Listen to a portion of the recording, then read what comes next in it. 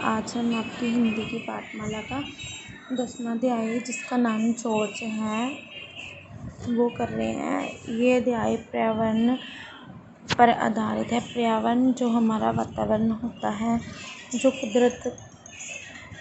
कुदरती चीज़ें होती हैं। इस पाठ में वातावरण के बारे में बताया गया है कि कैसे लोग वातावरण को दूषित कर रहे हैं। अपनी ज़रूरत के खातिर वो जंगलों को काट रहे हैं। मनुष्य जिस निर्दयतापूर्ण जंगलों की कटाई कर रहा है, उसी तरह इन जीवों की भी हत्या हो रही है। इसी तरह इस कहानी में एक सांप है जिसका नाम चोच रखा गया है। ये दो बच्चे हैं, एक लड़का और लड़की। उनका घर कलकत्ता में है। उनका घर जिस रोड पे है, जिस सड़क पे है, वो सड़क जंगल की ओर जाती है और वहाँ का रास्ता सुनसुना होता है। तो दोनों बहन और भाई दोनों बैठ जाते पढ़ने के लिए। तो वो क्या करते हैं, जब उनका पढ़ने का मन नहीं करता तो वो अपने जो घर का पार्क होता है उसकी ओर देखते हैं। वहाँ डेली वो देखते हैं, उस पार्क में लगे हुए फूलों को निहारते हैं।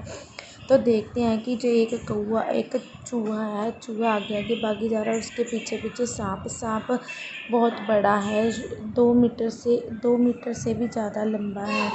तो चूहा जान बचाते इधर उधर भाग रहा है। तो उसी तरफ जो कौवा होता है वो इन दोनों को देखता है, तो कौवा भी आ जाता है।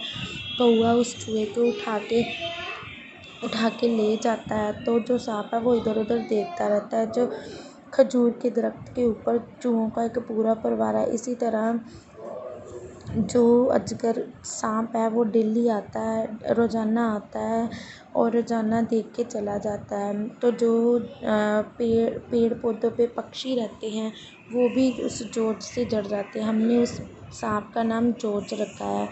इसी तरह हमने देखा कि जो सांप डेली आता है, डेली चला जाता है। तो जॉर्ज आगे रेंगता हुआ आखिर पे जब उसको कोई पक्षी नहीं मिलता, कुछ खाने को नहीं मिलता, तो वो हमारे पास में एक बूढ़ा सा कुत्ता रहता है, वो उस सांप को देख के भौंकने लग जाता है। तो जो जॉर्ज जाते टाइम वो अदृश्य हो जाता है। हम भी उसके पीछे पीछे जाते हैं जंगल की ओर। तो हम उसको देखते हैं तो हम उसको बोलते हैं अलविदा जॉर्ज। तो इसी तरह वहाँ पे जब जॉर्ज चला जाता है तो जो पक्षी, गिलहरियों का सारा परिवार, चूहों का सारा परिवार सभी खुश हो जाते। इसी तरह इस कहानी से हमें ये शिक्षा मिलती है कि हमें प्रकृति प्रेम करना चाहिए, वन्य जीवन संरक्षण करना चाहिए।